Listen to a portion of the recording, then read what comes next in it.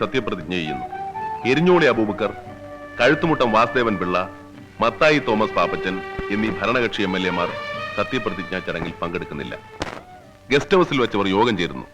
KGR-നെതിരെ രാഷ്ട്രീയ നീക്കങ്ങളോട് പ്രയോജനമില്ലെന്ന തീരുമാനത്തിലെത്തുന്നു. 2 ദിവസത്തിനകം തന്റെ തീരുമാനം അറിയിക്കാമെന്ന് പറഞ്ഞ് വിശ്വം പിരിയുന്നു.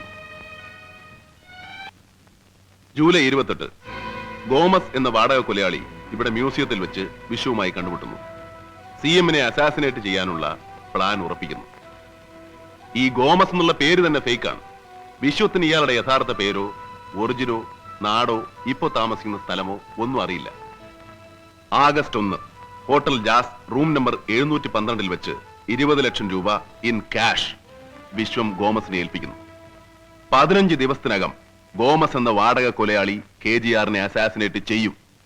എപ്പോ, എവിടെ വെച്ച്, എങ്ങനെ എന്നുള്ളതിനെ കുറിച്ച് ഈ ലോകത്ത് ആ കൊലയാളിക്കല്ലാതെ വേറെ ആർക്കും അറിയില്ല.